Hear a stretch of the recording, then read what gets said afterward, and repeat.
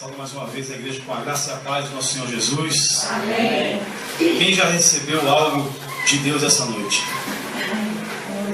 Se prepare que nós vamos receber muito mais agora, na parte do Senhor.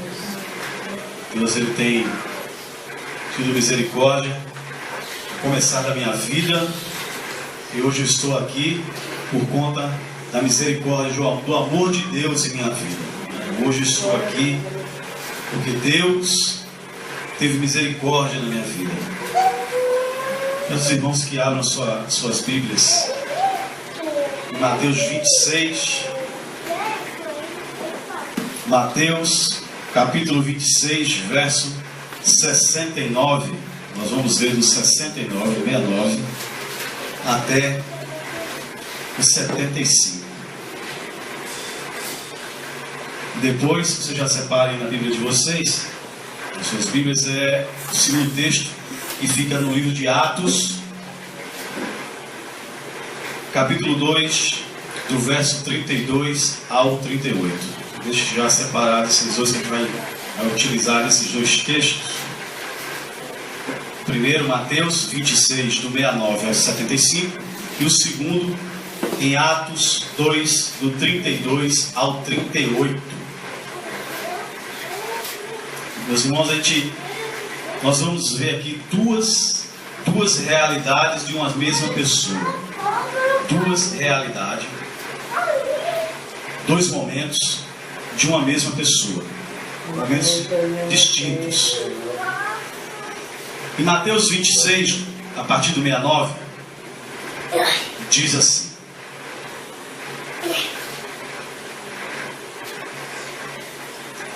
Ora, Pedro estava assentado fora do pátio, e aproximando-se dele uma criada, disse: Tu também estavas com Jesus, o Galileu. Mas ele negou diante de todos, dizendo: Não sei o que dizes. E saindo para o vestíbulo, outra criada o viu e disse aos que ali estavam: Este também estava com Jesus, o Nazareno. Ele negou outra vez com juramento: Não conheço tal homem. E daí a pouco, aproximando-se, os que ali estavam disseram a Pedro: Verdadeiramente também tu és dele, pois a tua fala te denuncia. Então começou ele a praguejar e a jurar, dizendo: Não conheço esse homem. E imediatamente o galo cantou. E lembrou-se Pedro das palavras de Jesus, que lhe dissera: Antes que o galo cante, 3 vezes me negarás. E saindo dali, chorou amargamente. Nós vamos agora para o segundo texto, que está em Atos. Atos, capítulo 2, verso 32 ao 38. Que diz assim: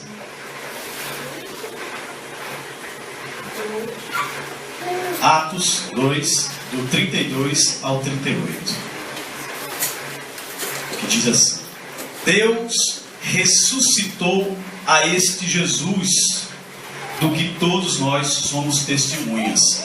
De sorte que, exaltado pela destra de Deus, e tendo recebido do Pai a promessa do Espírito Santo, derramou isto que vós agora vedes e ouves.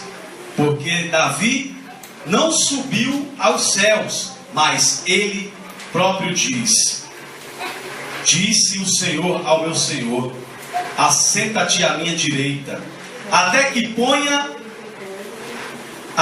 ponha os teus inimigos por escabelo de teus pés. Saiba, pois, com certeza, toda a casa de Israel, que a este Jesus, a quem vós crucificastes, Deus o fez Senhor e Cristo. E ouvindo ele isto, compungiram-se em seu coração e perguntaram a Pedro e aos demais apóstolos: Que faremos, varões irmãos? E disse-lhes Pedro: Arrependei-vos e cada um de vós seja batizado em nome de Jesus Cristo para perdão dos pecados e recebereis o dom do Espírito Santo. Essa é a palavra de Deus. Meus irmãos, no primeiro texto que a gente leu em Mateus, fala a questão de Pedro, do apóstolo Pedro. Pedro, ele demonstra aqui que ele lógico que Jesus já previa, já sabia que Pedro iria negar. Mas vamos tratar isso de forma na condição humana em si. Do primeiro, das duas formas que a pessoa de reação de uma mesma pessoa, em dois momentos distintos. O primeiro momento de Pedro, ele demonstrou aqui pontos que nós devemos levar em consideração. Pedro, ele tinha ali naquele momento ele não tinha maturidade cristã. Pedro ainda não tinha alcançado, não tinha desenvolvido a sua maturidade cristã. Ele viveu com Jesus Cristo durante 3 anos, viu os milagres de Jesus, ouviu os ensinamentos de Jesus Cristo a todo tempo, mas mesmo assim Pedro ainda não tinha atingido a maturidade cristã. Faltava algo em Pedro. E nesse texto nós temos 2 pontos interessantes. O primeiro trata da convicção. Pedro ainda não era convicto. Pedro ainda não tinha a plena convicção, embora ele tivesse andado com Jesus o tempo todo, 3 anos de sua vida, e ter compartilhado, visto tudo, todos os milagres, as maravilhas que Jesus fez, realizou. Mas Pedro ainda não tinha convicção. Pedro não era convicto da sua própria salvação ainda. Pedro não tinha essa plena convicção de sua salvação. Ele cria que Jesus Cristo era o Filho de Deus, mas ele não tinha a dimensão do que significava Jesus. Quem era Jesus de fato? Pedro não tinha plena convicção de sua salvação. Tanto é que Pedro negou. Pedro não tinha convicção que Deus estava no controle de tudo. Por isso Pedro negou. Pedro temeu pelo que podia acontecer com ele. Quando ele viu Jesus Cristo ali, ele temeu. Ele não tinha a plena convicção. Porque se ele tivesse a plena convicção que Jesus era de fato Filho de Deus, ele estivesse convicto daquilo, dessa certeza, Pedro não tinha negado a Jesus. Pedro não estava convicto de que a vontade de Deus era a mais acertada. Pedro viu Jesus Cristo ali e Pedro entendia que Jesus Cristo iria, no mínimo, apanhar. No mínimo. Mas ele sabia que Jesus Cristo iria sofrer, e o próprio Jesus Cristo já tinha alertado, já tinha manifestado, já tinha revelado de que ele seria morto. E Pedro temeu. Pedro temeu pela sua própria vida. Pedro não tinha certeza, a convicção da sua salvação ainda, porque ele temeu pela sua vida. Ele ainda não tinha certeza. E nesse primeiro ponto, nós vemos que muitos de nós ainda, muitos crentes ainda não têm a plena convicção de sua salvação. Ainda tem uma dúvida na sua cabeça. Ainda resta dúvida. Ele vai à igreja, ele é obediente ao Senhor, procura atender a seguir os ensinamentos de Deus, em suas escrituras. É um homem que ora, é um homem que prega a palavra, mas ele ainda resta uma dúvida ainda. Nos momentos que realmente aperta, ele balança. Ele é capaz até de fazer como Pedro, negar. E nós temos um exemplo nos irmãos que estão na África. Eles estão vivendo o segundo texto. Os nossos irmãos lá na África estão vivendo esse segundo texto. que é o segundo momento de Pedro. Eles não negam a Cristo. Estão sendo mortos, e não é morto. São mortos decapitados vivos. Muitos têm seus filhos colocados em sua frente e são obrigados a negar a Jesus Cristo, porque senão seus filhos serão mortos. E eles não negam, mesmo sabendo o que vai acontecer com seus filhos ali naquele momento. Mas eles não negam. Isso é uma maturidade cristã. É a convicção que estava faltando em Pedro. Nesse mesmo texto que nós lemos agora em Mateus, tem um segundo ponto. Primeiro, a convicção, a falta dela. E o segundo ponto é a coragem. A coragem em obedecer. A ousadia, a coragem de obedecer. A coragem de obedecer. Faltou isso a Pedro. Pedro não foi corajoso nesse primeiro momento, no primeiro texto que nós lemos aqui em Mateus. Ele não foi um crente corajoso. Ele temeu pela sua própria vida. Ele não foi ousado. Ousadia, ele não teve ousadia em traçar uma estratégia. Pedro, se ele tivesse a maturidade que depois ele alcançou a ter, ele aproveitaria aquele próprio momento em que ele era questionado. Ele poderia utilizar aquele momento e ali falar de Jesus. Poderia? Por que não? Ele não teve ousadia. Terceiro ponto, determinação. Nunca desistir. Pedro, no momento ali, Pedro desistiu na hora. Eu não. Eu não estava com ele. Eu não conheço este homem. Ele desistiu. Desistiu do próprio convite, do próprio chamado que Jesus Cristo fez a ele. Ele desistiu. Então, no primeiro momento, Pedro manifesta uma conduta cristã que coloca uma falta de maturidade, do próprio relacionamento com Deus. Maturidade nesse sentido. A maturidade cristã, ela é alcançada, ela é desenvolvida conforme o seu relacionamento com Deus. E Pedro, embora tinha passado todo esse tempo com Jesus Cristo, ele ainda não tinha desenvolvido esta maturidade.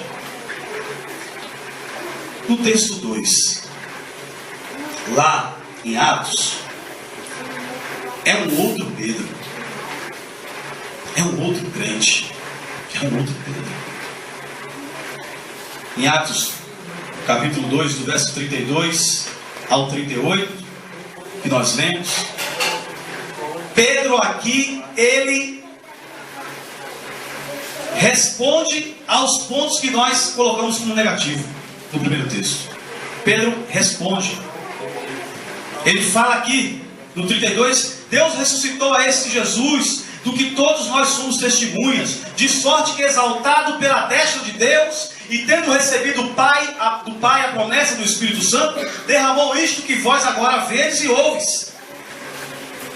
Porque Davi não subiu aos céus, mas ele próprio disse o Senhor ao meu Senhor, assim, assenta-te à minha direita, até que ponha os teus inimigos por escabelo de teus pés. Saiba, com certeza, veja aqui falando, toda a casa de Israel, que a esse Jesus, a quem vós crucificastes, Deus o fez Senhor e Cristo. E ouvindo eles isto, compungiram-se em seu coração e perguntaram a Pedro e aos demais apóstolos: que faremos, varões e irmãos? E Pedro respondeu: arrependei-vos, e cada um de vós seja batizado em nome de Jesus Cristo, para perdão dos pecados, e recebereis o dom do Espírito Santo. Pedro alcançou a maturidade. Pedro ali demonstrou que alcançou a maturidade cristã. Depois que ele negou a Cristo, Pedro, a palavra de Deus fala que Pedro chorou, ele se derramou, ele ficou desesperado, porque ele viu ali que ele tinha negado ao Filho de Deus, e ele aí temeu. Quando o que Jesus Cristo tinha dito a ele: olha, tu me negarás 3 vezes antes do galo cantar. Quando Pedro negou a terceira vez, ao galo cantou. Aí Pedro despertou. Começou agora uma nova etapa na vida de Pedro. E hoje, meus irmãos, trazendo isso para nós, trazendo isso para a nossa vida cristã, meu irmão, é um despertamento. Muitas vezes nós estamos aqui na igreja, e eu vou tirar isso o exemplo de mim. 22 anos eu aceitei Jesus, há 22 anos atrás. E eu não tive convicção. 22 anos. Não tive coragem, eu fui covarde. Eu fui covarde porque eu tinha um chamado de Deus. Deus me chamou pelo nome. Porque assim como Ele me chamou, chamou a cada um de vocês aqui. Todos nós somos chamados pelo nome. Deus nos conhece. Quando nós aceitamos Jesus, não é de bolo, não. Deus sabe cada um. Deus conhece cada ovelha dele pelo nome. Tanto é que quando nosso Senhor vir aos céus buscar a igreja, nós ouviremos, reconheceremos a voz do nosso pastor. Amém? Eu creio nisso. Então, meus irmãos, trazendo isso para a nossa realidade hoje, muitos de nós estamos na casa do Senhor, somos crentes, mas ainda falta aquele despertar. Falta acontecer algo em nossa vida para que nós possamos despertar. Algo em nossa vida. E Deus sabe. E Deus sabe o que? Na vida de Pedro, foi quando Pedro negou 3 vezes Jesus Cristo. Ele teve medo, teve vergonha. Ele negou Jesus. E muitos de nós temos negado a Jesus Cristo por vergonha, por medo e pela falta da própria convicção de que somos salvos. Será que sou salvo mesmo? Será que eu sou salvo mesmo? Eu desci as águas, eu levantei a mão para Jesus Cristo, eu desci as águas, eu leio a Bíblia, eu oro, mas será que eu sou salvo mesmo? Será que eu estou salvo? E tem acontecido isso com muitos de nós. Muitos, não são poucos, não. Aí acontece o despertamento. E esse despertamento pode ser uma experiência direta com Deus. Deus pegar e tratar diretamente comigo ou com você. Trata direto com o crente. Deus trata direto. Pode acontecer isso. Tratar direto. O que está faltando, meu filho, para você crer em mim? Está faltando o quê? E Deus vai tratar direto. Pode colocar você numa situação em que você vai viver esta situação e vai, de fato, ter uma experiência com Deus e você vai despertar. Tem uma frase que se fala muito, diz, ou vem pelo amor, ou vem pela dor. Mas se você é escolhido de Deus, você vem. Vem. Então, tem essa questão.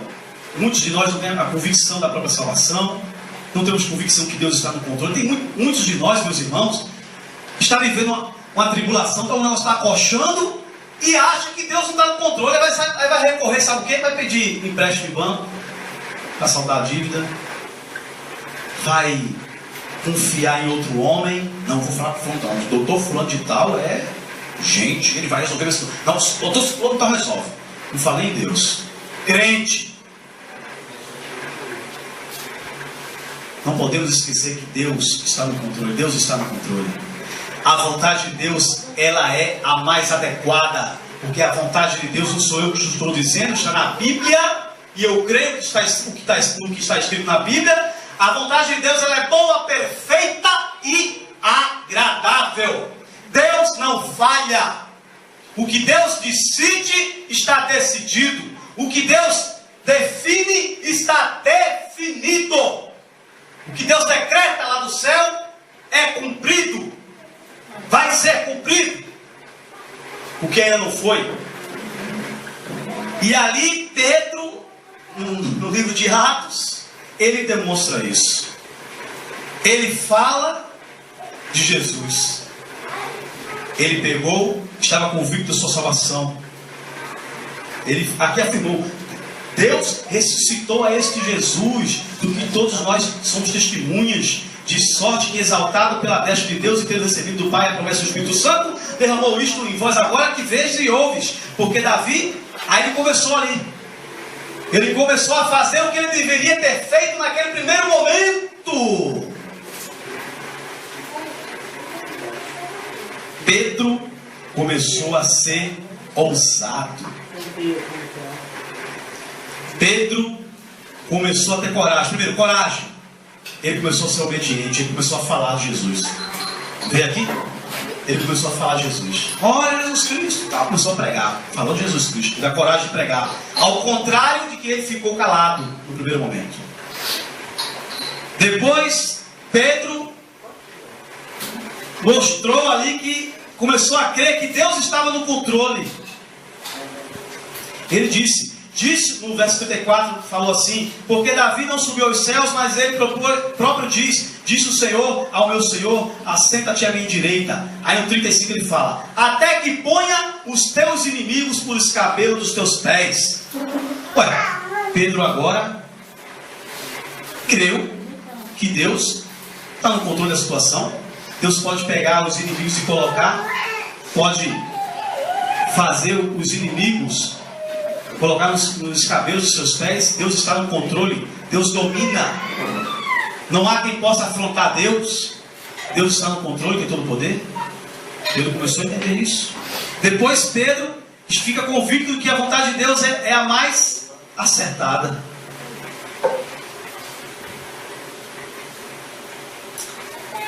Ele no 36 diz assim: saiba, pois, com certeza toda a casa de Israel, que a esse Jesus, a quem vós crucificastes, Deus o fez Senhor e Cristo. Ele entendeu a vontade de Deus. Jesus foi crucificado, a quem nós crucificamos, Deus fez Senhor. Ele entendeu que o que aconteceu com Jesus Cristo ali na cruz do Calvário era a vontade de Deus, para que Jesus Cristo fosse exaltado, o nome sobre todo nome, Senhor. Aí vem o 38,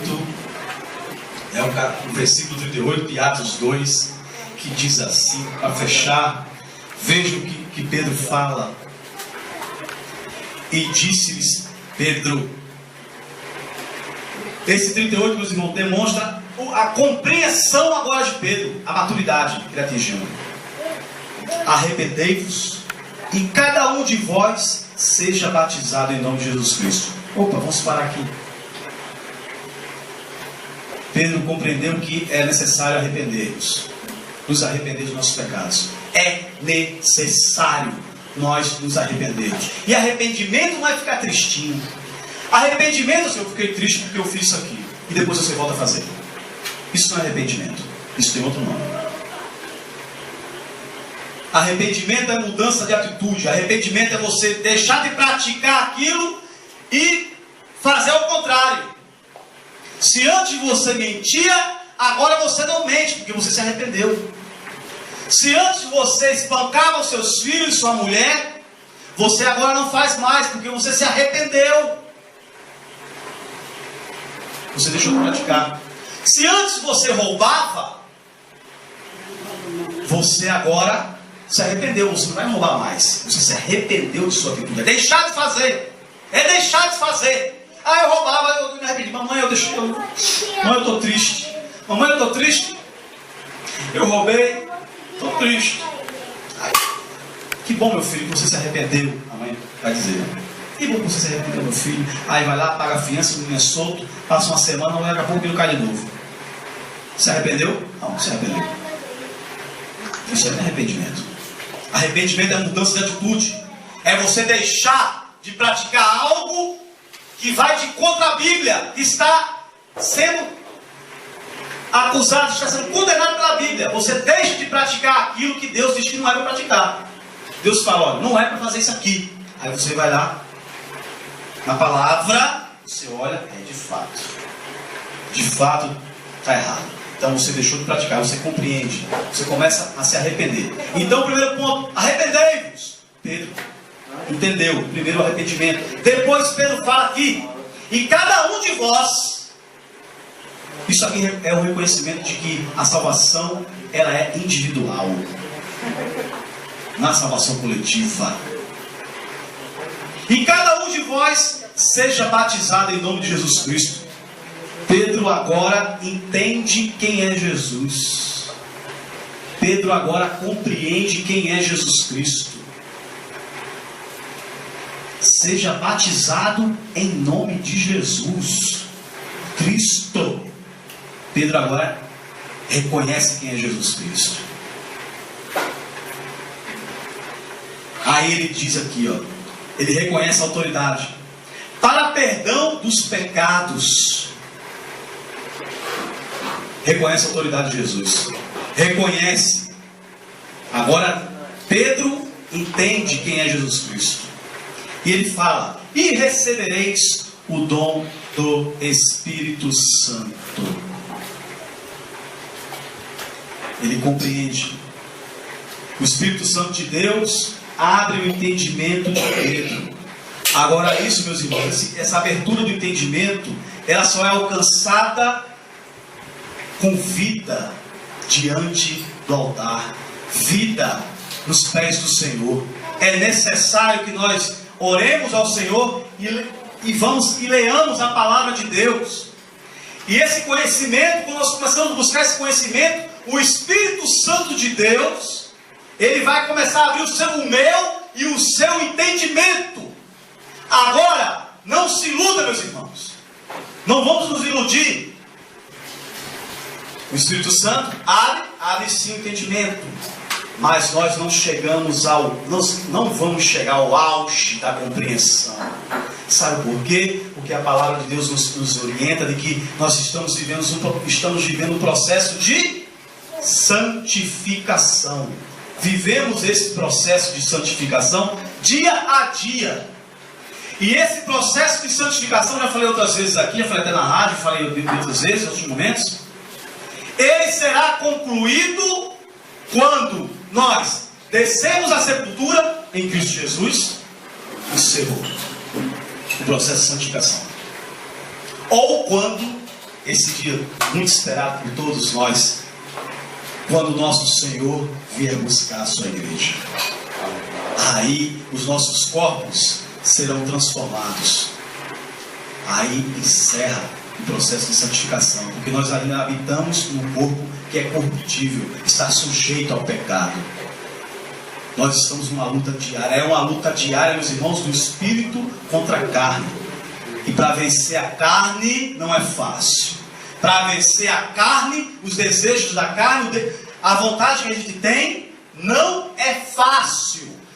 Só é possível através do seu relacionamento com Deus. Isso é individual, meu irmão. Não é pastor, não é diácono, não é a irmã do círculo de oração, não é o professor da escola dominical, não é o irmão mais antigo da igreja que vai fazer você desenvolver esse relacionamento. Relacionamento, meu irmão, é pessoal. Se eu tenho um bom relacionamento com o irmão Luiz aqui, é pessoal. É eu e ele. A gente vai se conhecendo, vai conversando e vai se desenvolver esse relacionamento. É pessoal. Ninguém vai poder intervir. Seu relacionamento com a esposa, seu relacionamento com o marido, é você e ele, é você e ela. Não é ninguém vai interferir. Olha, vai vir papai e mamãe interferir? Papai e mamãe? Não. O seu relacionamento com Deus é você e Deus. É você que desenvolve esse relacionamento. Esse relacionamento vai ser desenvolvido através da oração. Porque quando nós oramos, nós falamos com Deus. E quando nós lemos a palavra, Deus nos responde. Glória a Deus. Amém? Amém. Deus nos responde. Quer ouvir Deus falar, meu irmão? Leia a palavra de Deus. Quer falar com Deus? Ore. E aí sim você vai amadurecer como cristão. Vai começar a amadurecer. Vai começar a desenvolver. Os seus olhos espirituais serão abertos. Os seus olhos espirituais serão abertos. Você não vai ver mais o mundo como as pessoas que estão no mundo vê. Você vai ver agora segundo a visão de Deus. Segundo a visão do próprio Espírito Santo de Deus, que Ele vai te dar um entendimento. Você vai olhar e não vai ver o carnal. Você vai ver o mais profundo. Você vai ver o espiritual. Glória a Deus.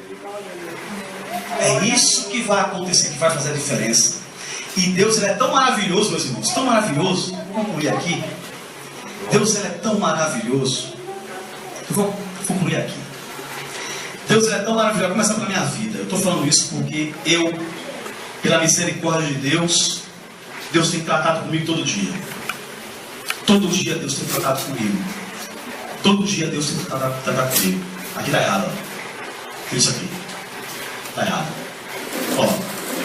Isso aqui tu não fala não. Está errado. Ó.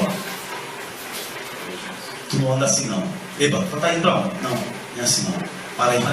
Senta aí. Senta aí. É assim que Deus trata. Glória a Deus. Deus trata com a gente assim. Quando fala de sentar, senta aqui que está pulando demais. Está muito.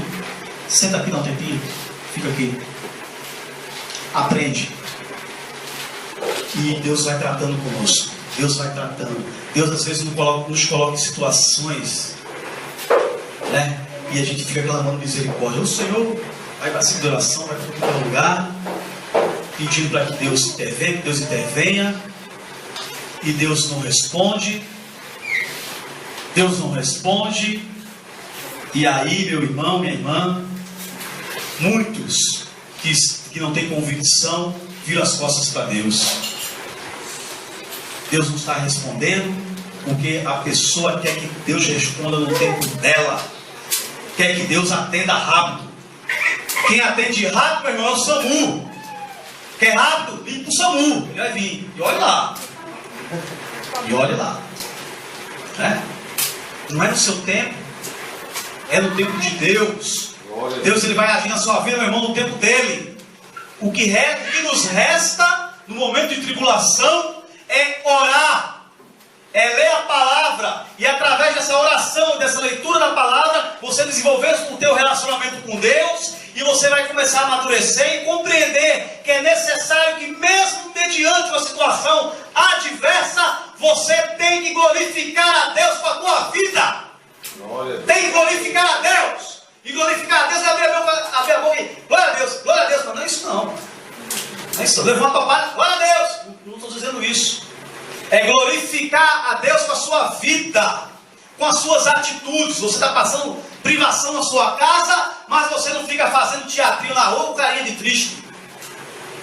Você não fica fazendo isso.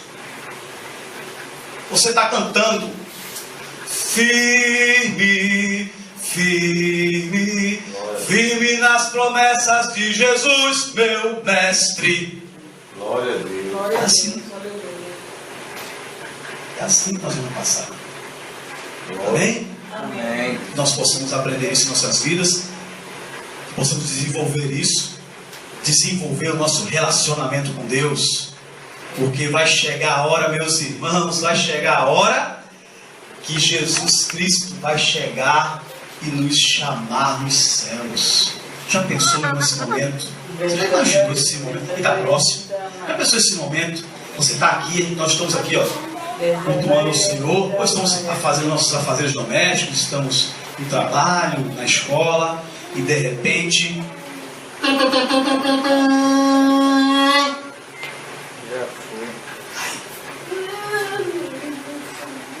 teu corpo agora é igual ao corpo de anjo.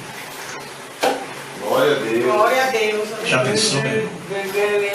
Já pensou?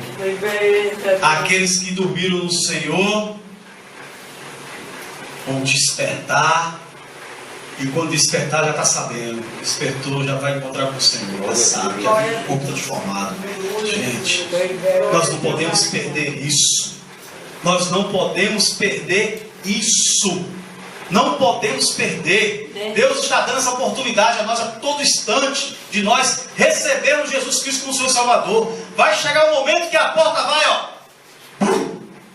fechar. Aí só haverá lamento.